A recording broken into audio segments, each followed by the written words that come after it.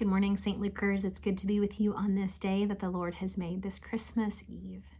And I hope that we will see you this evening on our virtual services right here on Facebook Live. But I also hope that you are finding ways to be present with one another in safe ways, that you might show love for your family and for your neighbor in ways that truly show that love, and finding new traditions.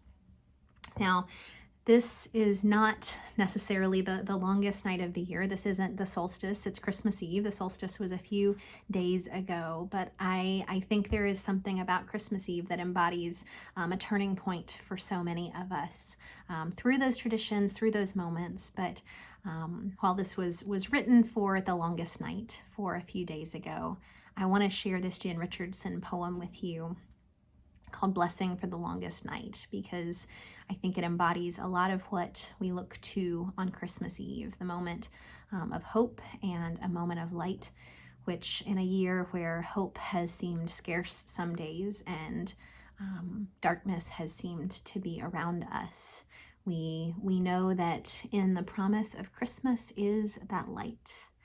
So I share this with you, the blessing for the longest night. All throughout these months, as the shadows have lengthened, this blessing has been gathering itself, making ready, preparing for this night.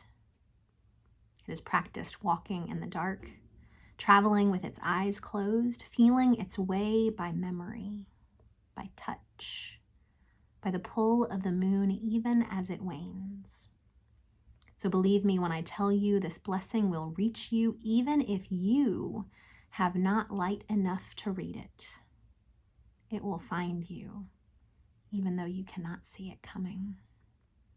You will know the moment of its arriving by your release of the breath you have held so long, a loosening of the clenching in your hands, of the clutch around your heart, a thinning of the darkness that had drawn itself around you.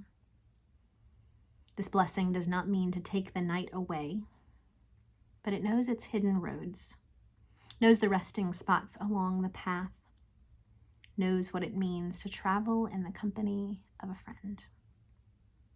So when this blessing comes, take its hand, get up, set out on the road you cannot see. This is the night when you can trust that any direction you go, you will be walking toward the dawn. May we walk toward dawn together as we celebrate the birth of the Christ child and enter a new year together.